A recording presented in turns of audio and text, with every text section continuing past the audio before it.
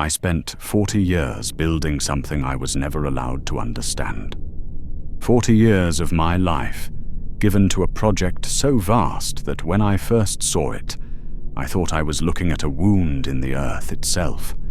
Thousands of workers, dwarves and men and orcs, all laboring at the base of a smoking mountain. The sound of hammers on stone echoed day and night. The heat was unbearable even at the surface. I was a smith before I was a slave. A good one. My hands knew metal the way a poet knows words. I could feel the temperament of iron, the patience required for steel, the stubborn beauty of gold. Those skills should have bought me a peaceful life in the halls of my people, deep in the eastern mountains. Instead, they bought me a place in Mordor. My name is Nárin, son of Gnarly. I was 23 years old when Sauron's forces came to our settlement. We had thought ourselves too remote to matter, too far from the great powers and their wars. We were wrong. His armies swept through our halls like a black tide. Those who resisted were killed. Those with useful skills were taken. I watched my father die defending the forge he had built with his own hands. I watched my brothers fall beside him. And then I watched as the orc captain examined my calluses, my burns, the 100 small scars that mark a smith's hands. He smiled. I was thrown in chains with 24 others and marched west. The journey to Mordor took months. We walked through lands I had only heard of in songs. We crossed rivers that ran red with ash. We passed through forests that had been burned to stumps. And always, always on the horizon, were the mountains smoked, Orodruin, Mount Doom, the Fire Mountain. I had heard the name before. Every dwarf knows the great mountains, the places where the bones of the earth run hot with ancient fire. But this was different. This mountain did not sleep. It breathed. It growled. At night, the sky above it glowed orange, and sometimes we could feel the ground tremble beneath our feet. When we finally arrived at the base camp, I understood that I had been brought to witness something beyond the scope of normal ambition. There were thousands already working, thousands, a city of slaves and overseers, all organized around a single purpose. Channels had been cut into the mountainside, wide as roads. Scaffolding climbed the slopes like wooden veins. Smoke and steam rose from a dozen different excavation points. And the noise, the endless, the grinding noise of stone being broken, metal being shaped, voices shouting orders in a dozen different tongues.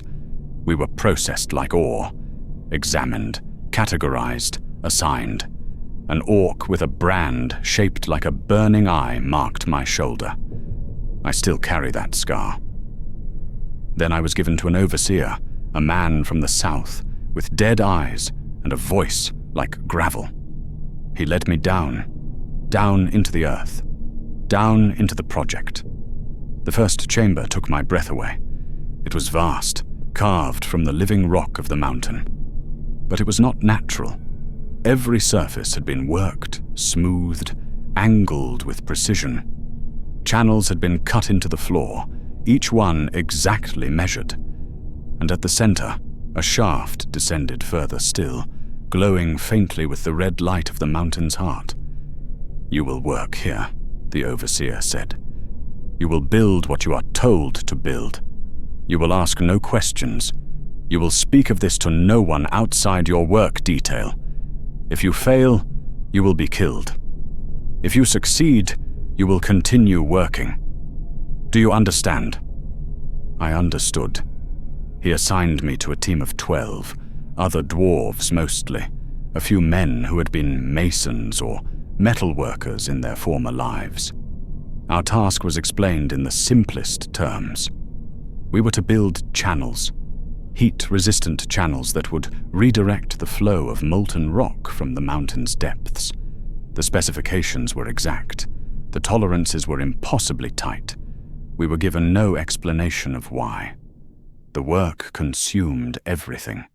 Days bled into weeks, weeks into months. We worked in shifts, sleeping in barracks carved into the mountainside, eating gruel that tasted of ash, and returning to the depths to continue building. The mountain fought us at every step. Lava flows would break through our channels, melting the stones we had so carefully placed.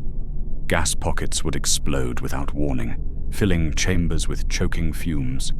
Cave-ins were common. I learned to recognize the sound of stone beginning to fail, the groan that meant you had seconds to run. Not everyone learned fast enough. I watched men and orcs and dwarves crushed beneath falling rock. I watched workers stumble too close to the lava flows and ignite like torches. Their screams lasted only seconds, but I can still hear them decades later. I watched a gas explosion turn a team of 8 into charred shapes that barely looked human. The bodies were dragged away. New workers took their places. The project continued. In my 3rd month, there was a collapse in the eastern channel. The supports had been weakened by heat stress that none of us had anticipated. When they failed, 40 workers were in the chamber. I was supposed to be among them, but I had been reassigned to a surface detail that morning to help unload a shipment of tools. I heard the collapse from above, felt it through the soles of my feet, and I knew, with absolute certainty, that everyone I had been working beside for 3 months was gone. When they finally cleared the rubble 2 days later, they found pieces, not bodies. Pieces. The mountain had not just killed them, it had consumed them. I vomited behind the barracks that night, and then I went back to work in the morning, because that was all there was to do. After 6 months, I tried to count the dead. I reached 400 and stopped. It was easier not to know, easier to focus on the work, to lose myself in the precision of measurement and the rhythm of the hammer. We were building something extraordinary. Even without understanding its purpose, I could feel that. The channels we carved were not crude gutters for slag. They were works of art, precisely angled to control flow and heat with mathematical perfection. The chambers we excavated were shaped with tolerances that would have been impressive in a dwarven hall, let alone carved into the heart of an active volcano. And the materials we used, they should not have existed. Black iron that did not melt, even when lava flowed directly across it. I tested it once, placing a sample directly into a stream of molten rock. It emerged unchanged, not even discolored. Stone quarried from depths I didn't know existed, are dense and dark and cold to the touch despite the infernal heat around it. It drank in the light, swallowed it, gave nothing back. And once, briefly, I glimpsed something being carried past our workstation under heavy guard. Mithril, dwarven silver, the true silver, the metal that sings when properly worked. Stolen, no doubt, from the mines of Khazad-dûm or some other fallen hall of my people. The sight of it made my blood boil. That was our heritage, our craft, being used for this. Whatever this was. But I said nothing. I had learned that lesson in the first week, when a man in my crew asked too many questions about the purpose of the project. His name was Borin. He had been a builder in Umbar before the wars, a man who understood structures and foundations. He kept asking why we were building channels with such precision when crude gutters would serve to move lava. Why we needed mathematical perfection for what seemed like simple metalwork. The overseers tolerated it for 3 days. On the 4th, they took him away. We heard him screaming for 3 days from somewhere deeper in the complex. The sound echoed through the chambers, bouncing off stone walls until you could not escape it even in sleep. Some of the workers stuffed rags in their ears. Others hummed constantly, trying to drown it out. I did neither. I listened, I made myself listen, so I would never forget what happened to those who asked questions. When the screaming stopped on the third day, we all worked harder. After a year, the overseer told us we were being promoted. Our team had proven itself capable, yet we had survived longer than most, had maintained quality despite the conditions, had adapted to the unique challenges of working inside an active volcano. We would now work on the inner chambers, closer to the mountain's heart. I should have been proud. Instead, I was afraid. The inner chambers were different. Hotter, yes, but also stranger. The walls glowed faintly in the darkness, pulsing with the mountain's heartbeat. The air shimmered and bent, making distances hard to judge. And the other workers here moved with a kind of fearful reverence that I had not seen in the outer sections. Here we built the apparatus itself, a crucible of black iron and mithril, suspended above a focused stream of lava. It took us 2 years just to construct the suspension system, chains of that impossible black iron anchored into the living rock. The crucible itself was a work of art, smooth and perfect, with walls thick enough to contain unimaginable heat, but shaped with such precision that I could run my hand along the inner surface and feel no imperfection. We built mechanisms to control the heat, to direct it with impossible precision. Channels within channels, each one designed to focus and refine the mountain's raw fury into something that could be wielded with the delicacy of a jeweler's torch. A platform, a single walkway extending over the heart of the fire, wide enough for one person to stand. We carved it from a single piece of that dark stone, perfectly level despite extending over a chasm of liquid fire. Testing it was terrifying. I was the one who had to walk it first, to verify that it would not crack or warp under the heat. Every step felt like it might be my last, and at the center of it all, a cradle. Small, delicate, sized for a single hand. I was the one who built it.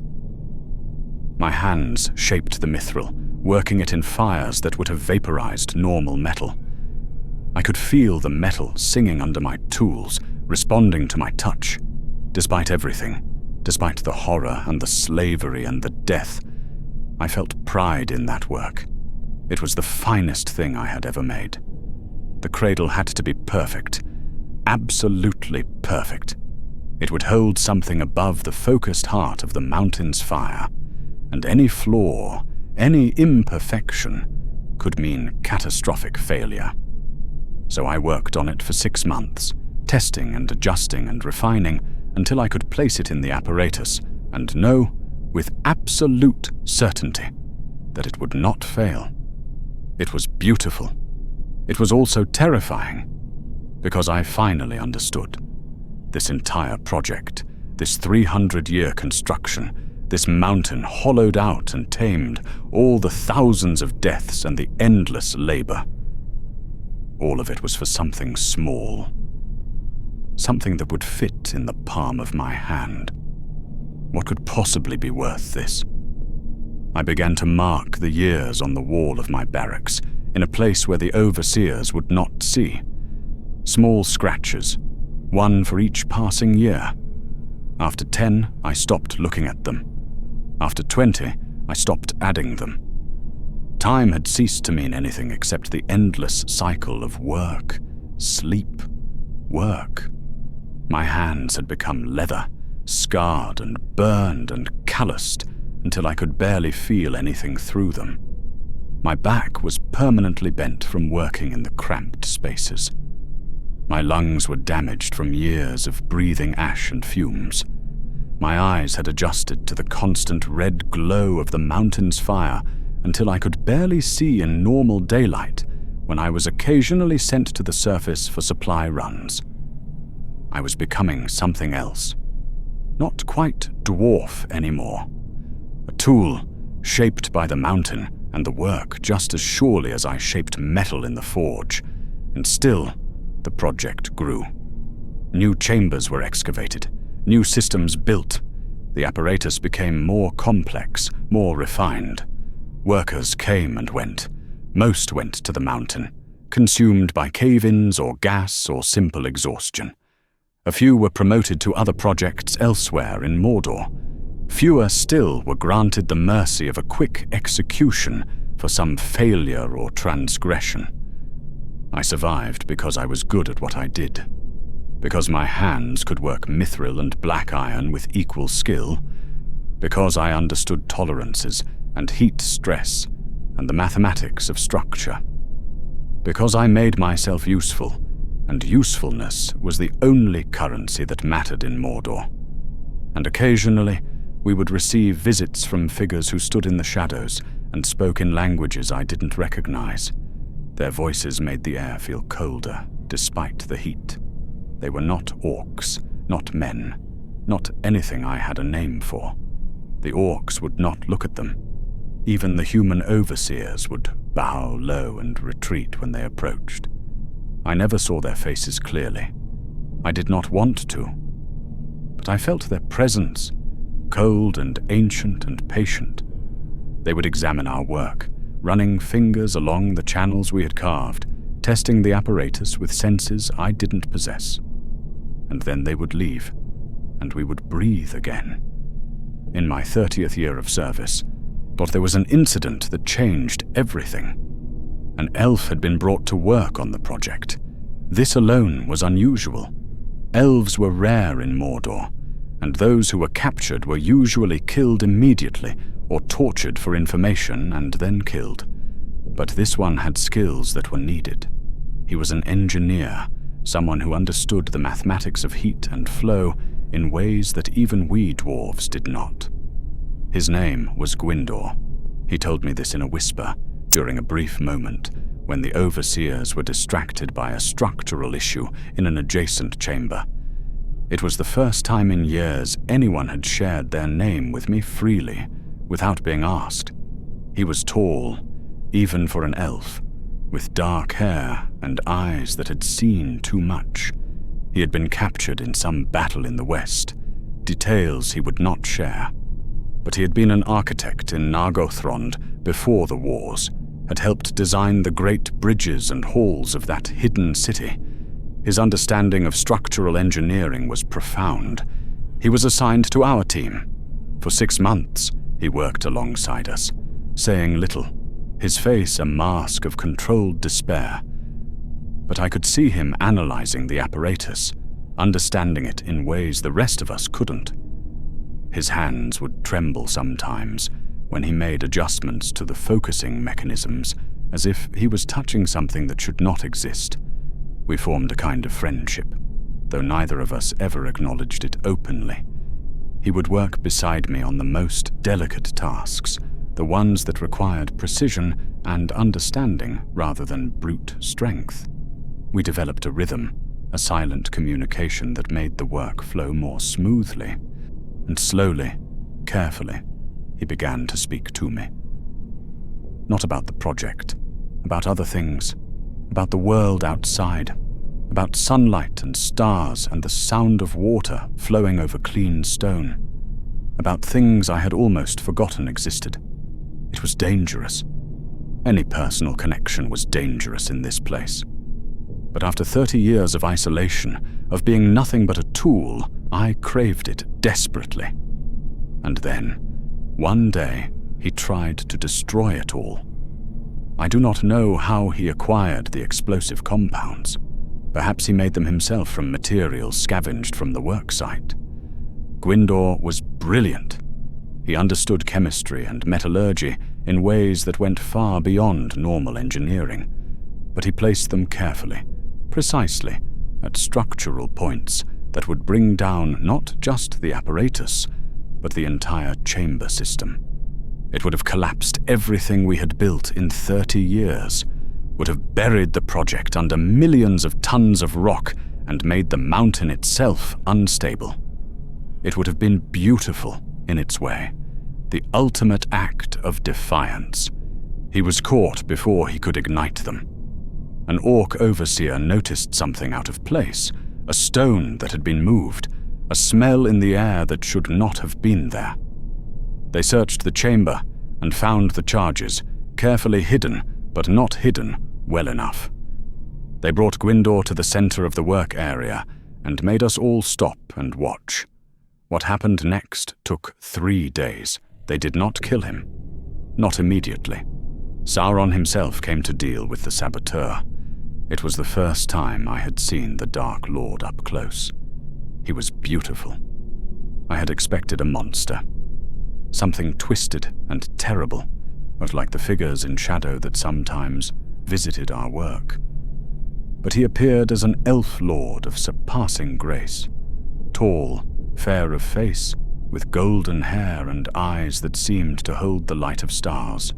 He wore robes of white and silver, and his voice when he spoke was like music.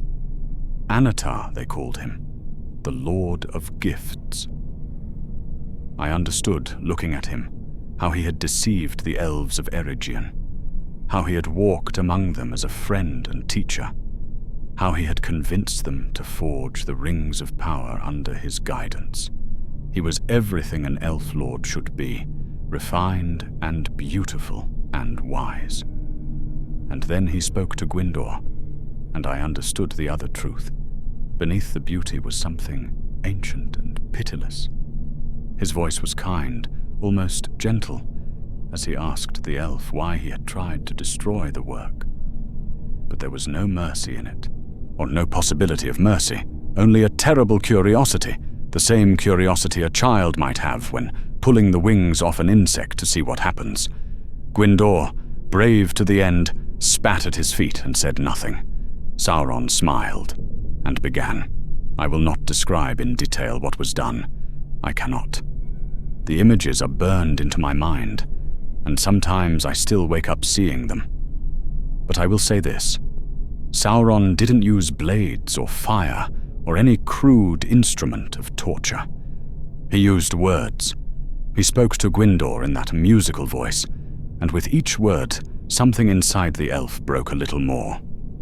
It was not his body that was destroyed, though by the end that was certainly ruined as well. It was his mind, his sense of self.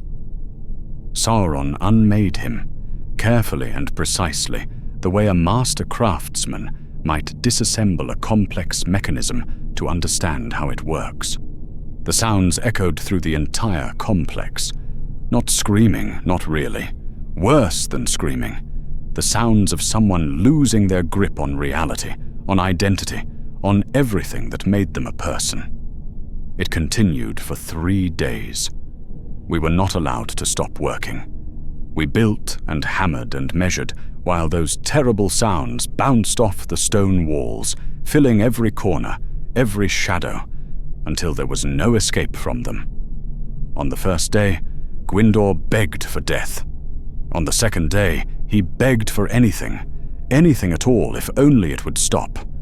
On the third day, he begged to serve, to obey, to do whatever was asked of him, if only Sauron would make him whole again. Sauron refused. And when it was finally over, when Gwindor's voice had broken completely and his mind had shattered into pieces that could never be reassembled, but when there was nothing left of the proud elf architect but a broken shell that could not even remember its own name, then Sauron had what was left hung at the entrance to the main chamber. It lived for another week. We had to walk past it every day, going to and from our work. It would make sounds sometimes, little animal noises that had no meaning. And then, finally, mercifully, it died. We all worked faster after that. We all understood what happened to those who resisted. But more than that, I think we all understood that Gwindor had been right to try.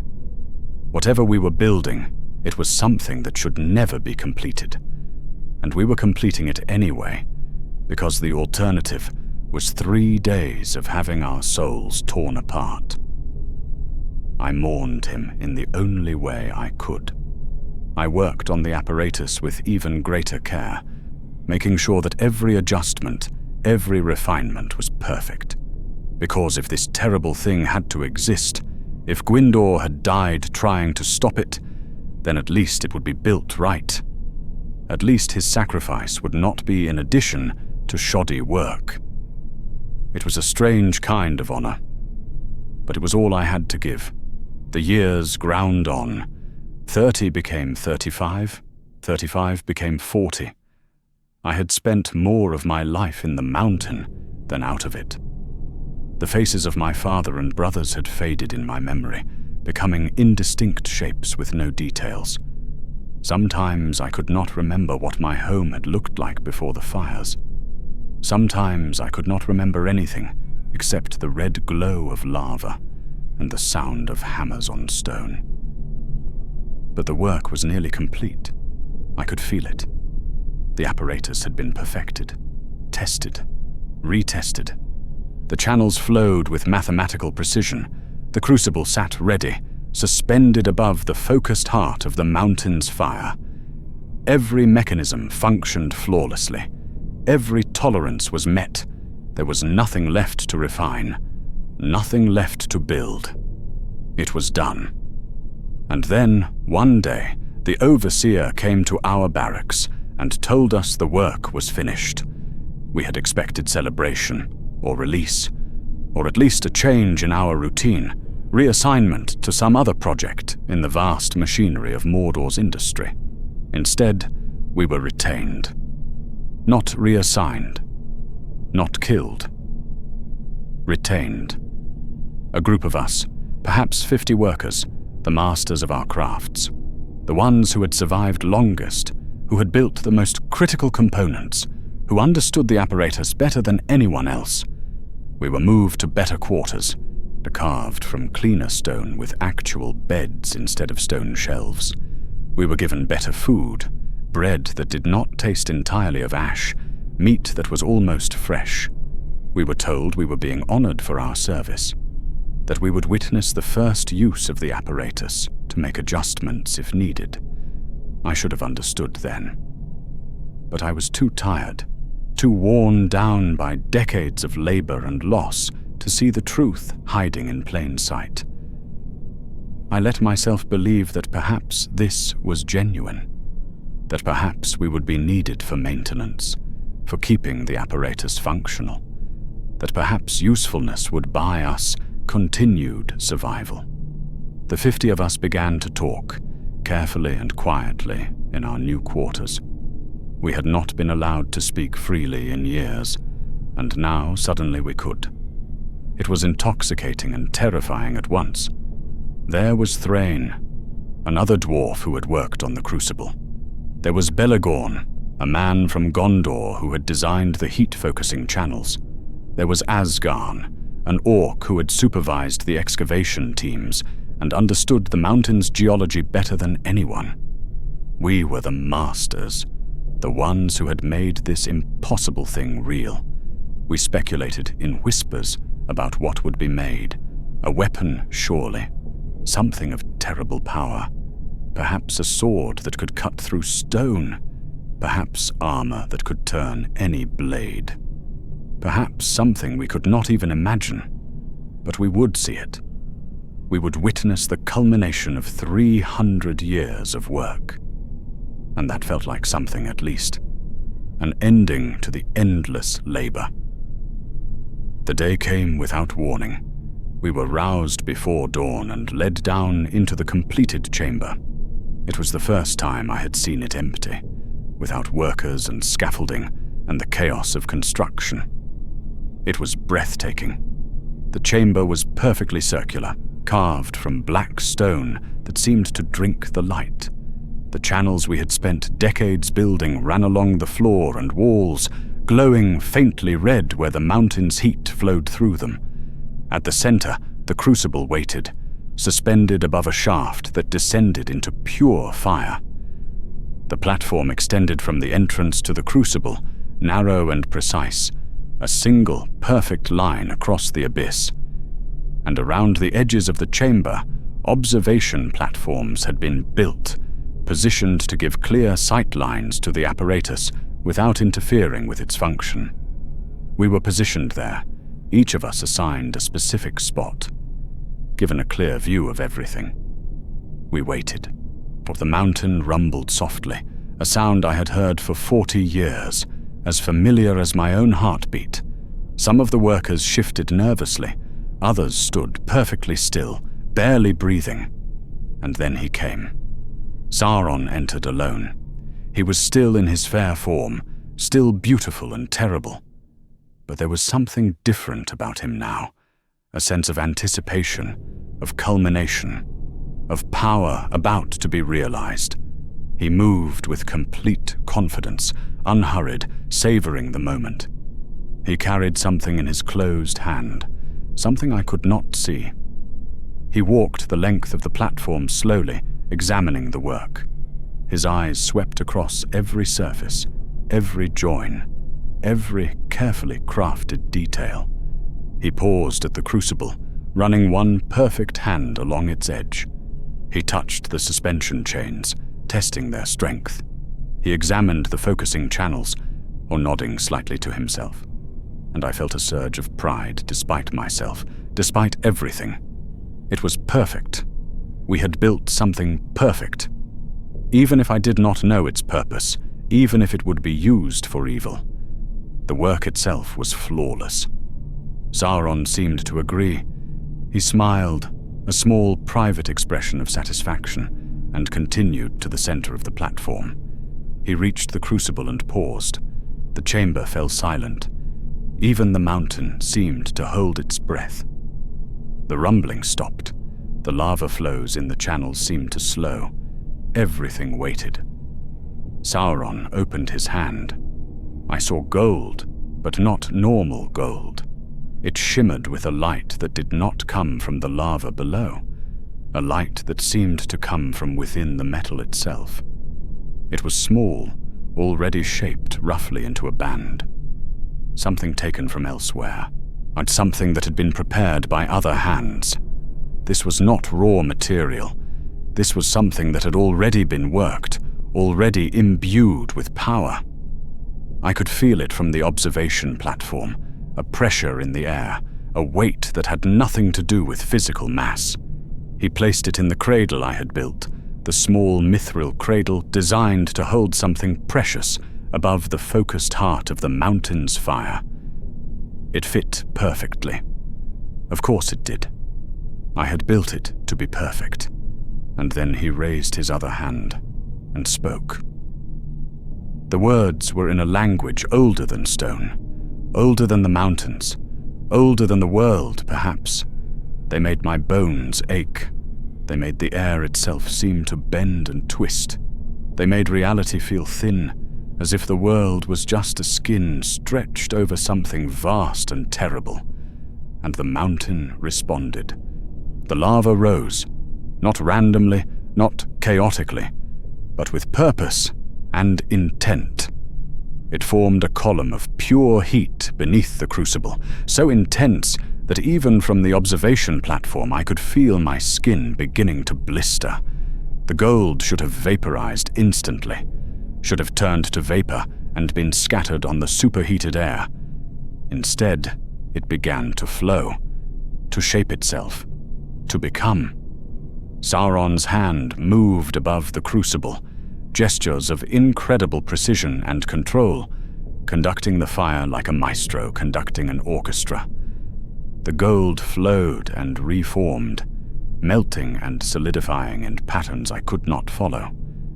And with each gesture, with each word in that terrible language, the pressure in the air grew stronger. And then I saw him do something that made my blood run cold and my heart stop in my chest. He took a knife, to black and sharp and edged with a light that hurt to look at directly, and he cut his own palm, a deep, deliberate cut that should have spilled blood. But what flowed out was not blood.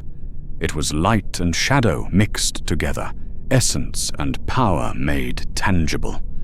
Something that should not exist in the physical world. It dripped into the crucible, mixing with the molten gold, and where the two met there was a sound like the world cracking. The chamber erupted in fire and darkness, Light and shadow warred in the air above the crucible, twisting around each other, neither winning, neither losing. The temperature spiked so high that I felt my hair begin to singe. I heard screaming and realized it was coming from the other workers, from the orcs and men who could not bear to witness what was happening. But I could not look away.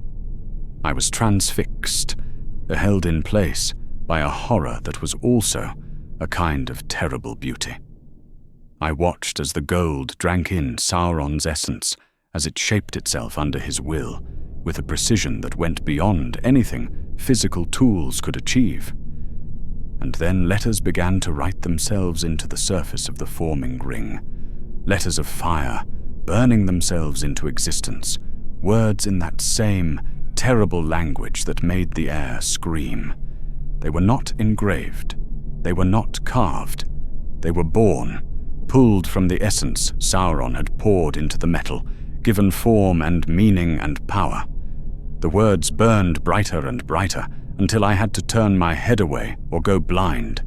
The entire chamber was filled with light that was also darkness, heat that was also cold, a paradox made real through will and craft and power beyond mortal understanding.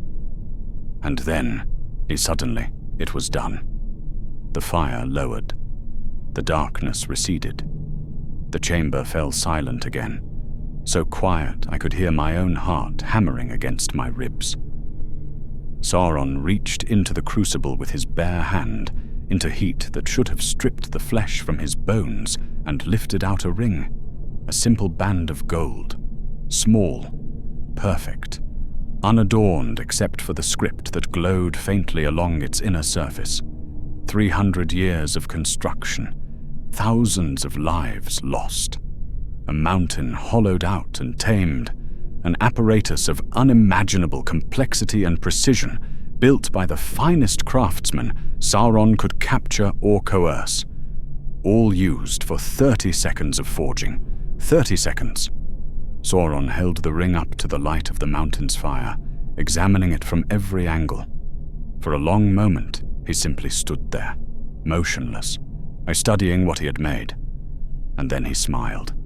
It was a smile of pure satisfaction, of triumph, of power finally and completely realized. He placed the ring on his finger. The world shifted. I cannot describe it better than that. The world shifted. I felt it in my bones, in my soul, in every fiber of my being. Something fundamental had changed in the fabric of reality. The air itself seemed to acknowledge a new master. The mountain, which had been a wild and terrible force, now felt tamed, broken, bent to a will that could not be resisted. And Sauron stood at the center of it all, beautiful and terrible and utterly victorious. The ring gleamed on his finger, a simple band that contained more power than all the armies of the world combined. He turned and walked back along the platform, back toward the entrance, or he did not look at the crucible again, did not check the apparatus, did not examine his work. He simply left, the ring gleaming on his finger, and the sound of his footsteps echoed through the silent chamber. The chamber fell silent after he left. We stood on our observation platforms, frozen, staring at the empty crucible, at the apparatus that still functioned perfectly, at the mountain that still burned, but now burned differently, as if it knew what had been taken from its heart. Nobody spoke. Nobody moved. We just stood there, trying to process what we had witnessed. It would never be used again. I knew that with absolute certainty. Whatever had just been created was unique, singular, never to be replicated. The apparatus would stand ready, would wait in the darkness for centuries if needed, but that moment of creation would never come again. 300 years of planning and building and dying. For 30 seconds of fire and will, we were kept in the chamber for hours afterward. No one spoke. Some of the workers wept quietly, though I could not tell if it was from relief or horror or simple exhaustion. Others simply stared into space, their minds trying to process what we had witnessed. Finally, the overseers came. They separated us into groups with cold efficiency. Some workers were led away immediately to the deeper tunnels. I heard later, from one of the guards who was less careful about what he said, that they had been killed the moment they were out of sight. Quick executions. They had not seen the actual forging, only the apparatus. Others were assigned to conventional forges elsewhere in Mordor. They would make weapons and chains and the ordinary machinery of war. They knew about the apparatus, yes, but not what it had made. Not the ring itself. They could be used.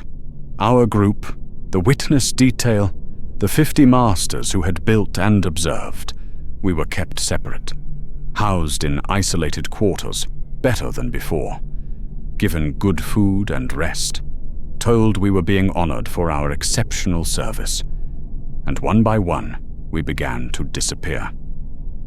It was not dramatic. There was no violence in our quarters, no screams in the night. Simply, someone would be called away in the morning, told they were needed for a ceremony, or a meeting, or an inspection of their work, and they would not return. After a week, we were 30. After 2 weeks, 20. After 3 weeks, only 10 of us remained.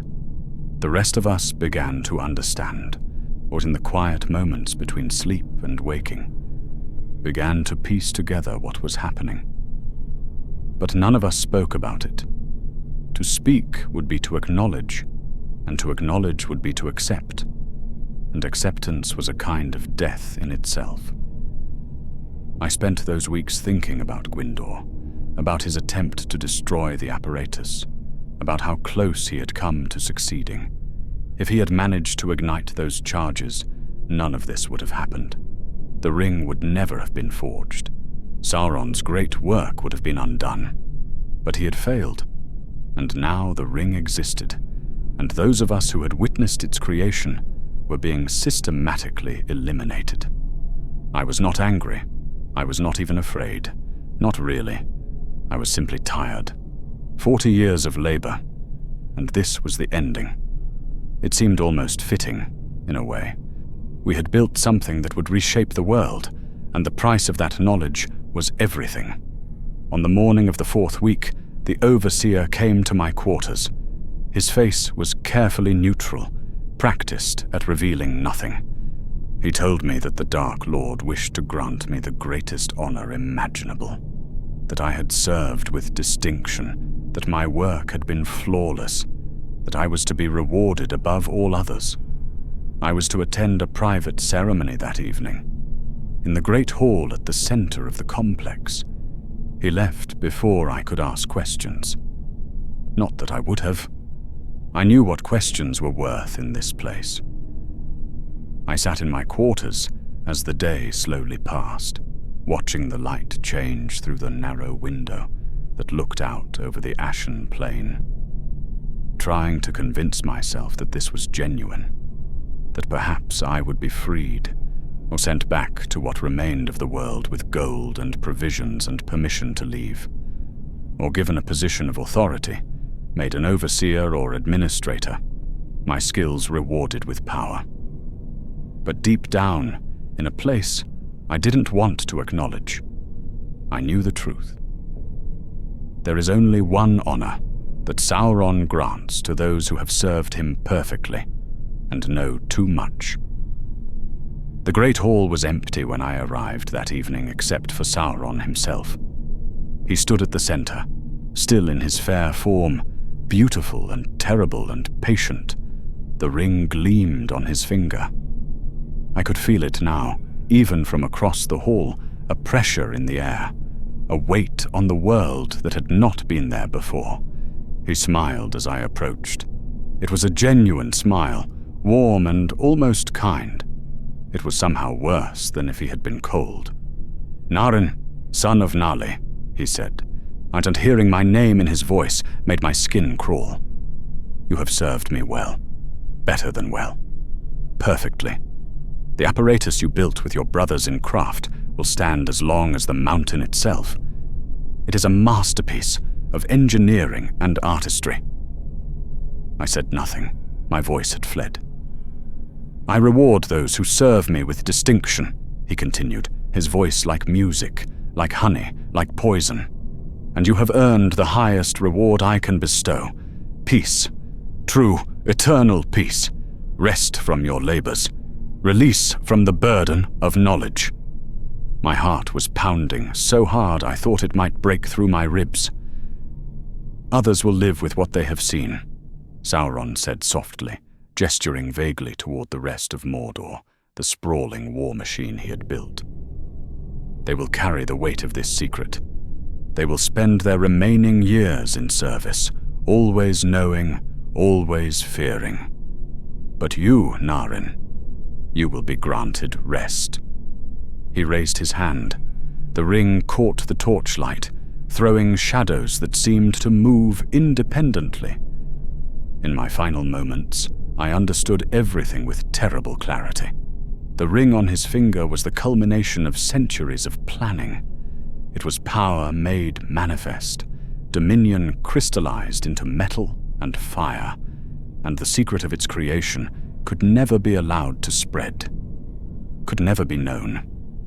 The apparatus could be sealed, preserved in case the ring ever needed to be unmade. But the knowledge of how it worked, of what it had created, that had to die with those who possessed it. The other workers, the ones who had been reassigned to conventional forges, they had not seen the actual forging. Or they knew about the apparatus, yes, but not what it had made, not the ring itself. They could be allowed to live, could be used for other purposes, their knowledge incomplete and therefore safe. But I had witnessed everything. I had seen the gold that shimmered with stolen light. I had seen Sauron cut his own essence and pour it into the crucible. I had seen the ring take shape, had seen the words of power write themselves into its surface. I had built the cradle that held it during its creation. I knew too much, and Sauron could not afford even the smallest possibility that such knowledge might escape, that I might be captured by his enemies and forced to speak, that I might, in some moment of weakness or madness, reveal what I had seen. The honor he spoke of was real, in its own twisted way. He was granting me a clean death. Quick, merciful by his standards. Not the 3-day horror that Gwindor had endured, not years of torture and interrogation to ensure I knew nothing else of value. Just an ending.